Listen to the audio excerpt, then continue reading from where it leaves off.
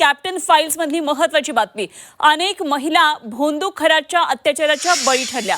खरातच्या कायद्यांवर चौफेर टीका होत असताना राज्याचे माजी शिक्षण मंत्री दीपक केसरकरांना मात्र खरातच्या कुटुंबियांचा पुळका आल्याचं समोर आलंय.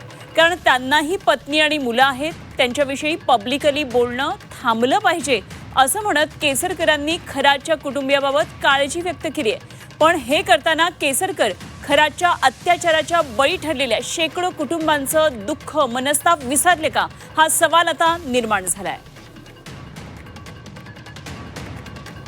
अशा एखाद्या दुर्दैवी प्रसंगामध्ये कोणाची तरी ओळख होणं हे आपलं दुर्दैव आहे असं मी समजतो.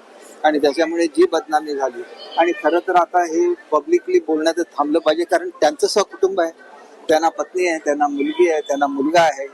आणि त्याच्यामुळे मला असं वाटतं की पब्लिकली ही चर्चा थांबवून त्यांना त्यांच्या कृत्याबद्दल कठोरात कठोर शिक्षा कशी देता येईल याच्यावर आता लक्ष कॉन्सन्ट्रेट